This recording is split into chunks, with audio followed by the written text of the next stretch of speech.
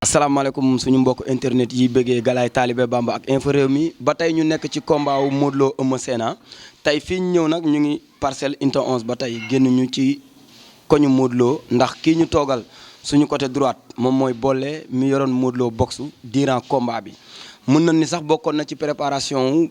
Balla Gaye bi yàlla dogal ñu continuer ba ci Eumeu Sène suñu borom may leen ndam ñu séq ak moom ay baat ak tontu ñu fas yéene waxtaan ak moom Bollé ñu ngi lay nuyu. ñu ngi lay ziar sëñ bi. waaw ñu gis combat Eumeu Sène ak Modou Lo stade Léopold Sédar Senghor ñëpp xalaatoon ci bëre combat bi jeexee ci kaaw en tant que entraîneur boxe loo préparé woon na ci combat bi wala loo yóbbaale woon ak sa mbër. alhamdulilahi rabbil alamin allahumma salli ala sayyidina muhammad wa sallim. waaw xam nga compétition moom noonu la da ngay préparer en conséquence si lépp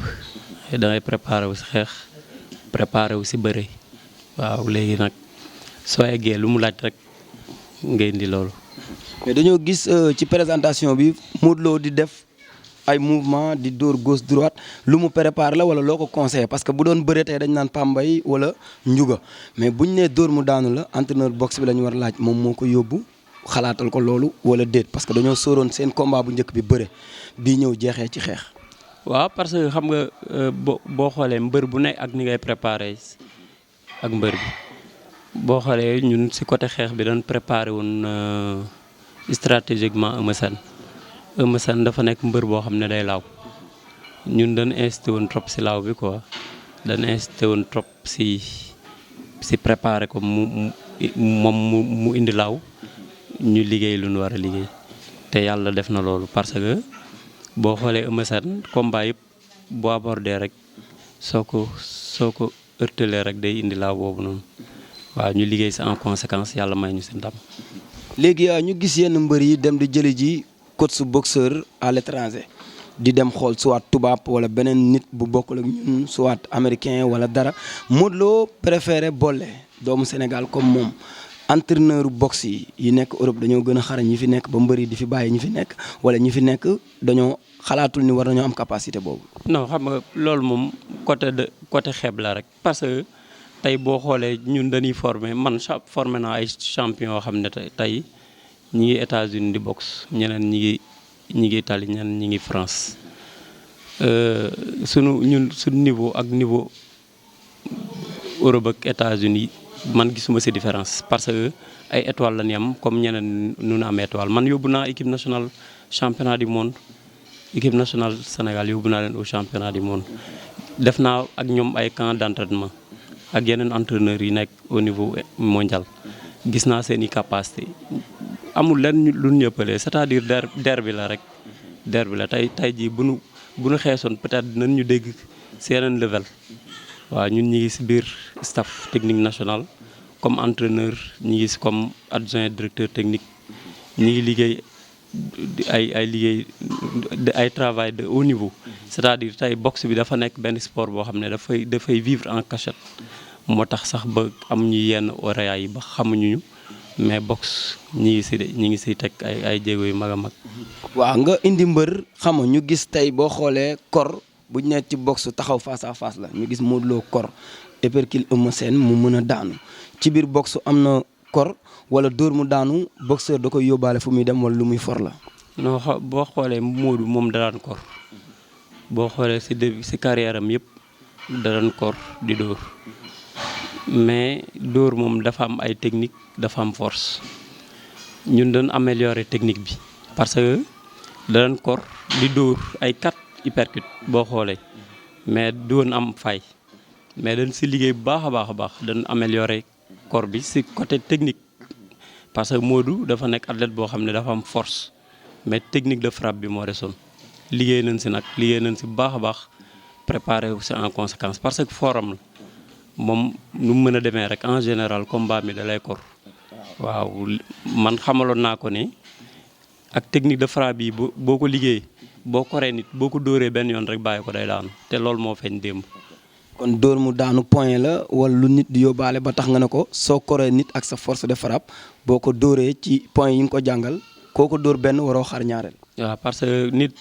yaramam dafa am ay points yu ñuy wax points vitaux au niveau du corps ak aux figures yenn mbër yi dañuy dóor kenn mu daanu duñu xam sax li tax mu daanu day fekk mu touché ko si point si benn si point yooyu loolu la quoi yaram boo xoolee si corps bi am na ay points yu ñuy wax points vitaux si figure bi am na points yu ñuy wax ay points vitaux même xale bu ndaw sax bu la fa dóoree doo taxaw da ngay daanu voilà loolu la quoi c'est-à-dire xam nga aussi làmb ji dafa bëri ñoo xam ne dañuy wax ay coach lañ mais amuñu niveau coach voilà il faut ñuy def ay formation def ay séminaire jàngiwaat pour mën a parce que c'est très dangereux loxo boxeur du ko dóor kenn moo tax ñun ñuy sol ay gants di def ay protection bu dee nekkoo professionnel da ngay sol casque protégé wu bañ a gaañ mais bu dee coach yi nga xam ne ils sont reconnus ñi ngi si ginnaaw mbër yi ñuy xeex ak seen loxo dommage day c'est très dangereux dina am ay répercussions ëllëg incha allah. kon loxo naturel am na benn force bu ciy nekk boo xam ne nit sax warul dóor moroomam te protégé wul léegi kon mbër yi nga xamante ne dañuy ñëw duñu protégé wu fas yéenee dóor la pour nga kaaw buñ ko jàngul est-ce que ñoom mënuñu see jëlee kuwu kaaw. waaw parce que xam nga xeex moom da ngay jàng lépp da ngay jàng bi ngay dóor ak buñ lay dóor ak moment bi ñu lay dóor ni ngay dóoree ak coup bi ñëw ni nga koy esquiver ainsi de suite boo xoolee Modou avant mu koy dóor sax am na rotation esquive bu gaaw bu mu def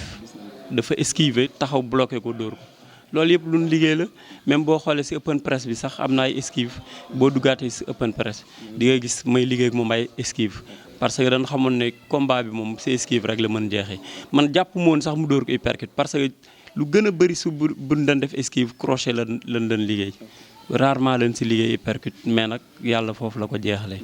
waaw maanaam nga entraîné mbër ba mu dem stade nit ñi ne bëre dóor la ñu wax boo xoolee bëre la ñuy gën a favoriser en tant que entraîneur boxe sa élève dóor nit mu daanu ban yëg-yëg nga am ci biir stade bi noonu.